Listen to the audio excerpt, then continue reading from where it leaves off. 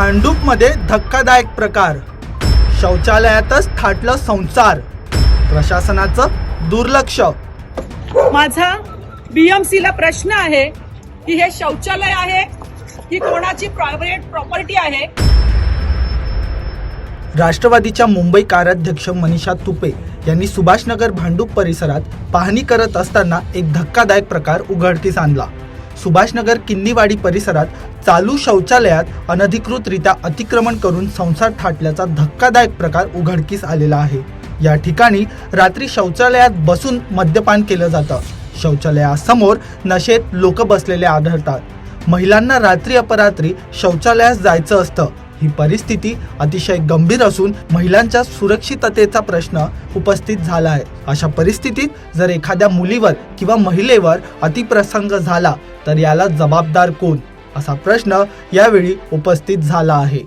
आज आपण या ठिकाणी किन्नीवाडी सुभाषनगर समर्थ गार्डनच्या समोर हे जे मुंबई महानगरपालिकेचं शौचालय आहे सार्वजनिक, या ठिकाणी आपण आलेलो आहोत।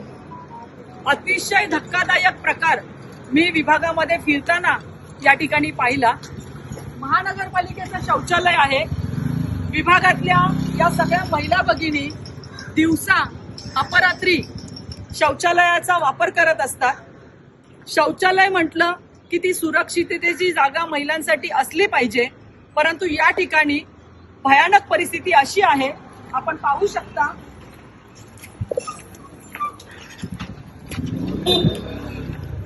या हे बीएमसीचं शौचालय आहे, ही प्रायव्हेट प्रॉपर्टी आहे कोणाची।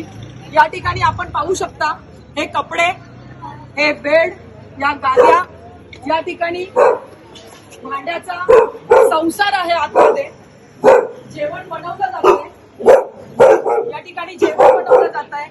आणि हा जो पडदा इथे या ठिकाणी दिसतोय, त्या पडद्याच्या आतमध्ये शौचालयाच्या खोल्या आहेत आणि महिलांना या पडद्याच्या आतमधून आपण या ठिकाणी पाहू शकता शौचालयाची अवस्था। आतमध्ये शौचालयाच्या खोल्या आहेत।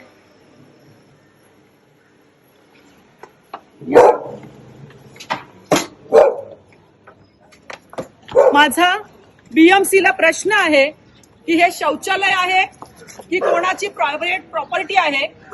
आपण मला सांगा की या अशा अवस्थेमध्ये विभागातल्या महिला भगिनी असतील, लहान मुली असतील, यांच्यासाठी हे सुरक्षित आहे का?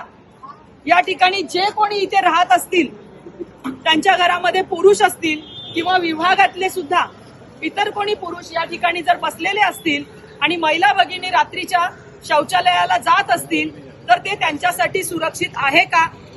जर या ठिकाणी कोणाच्या बाबतीमध्ये काही वाईट घटना घडली तर या घटनेला बीएमसी सर्वतोपरी जबाबदार असणार आहे।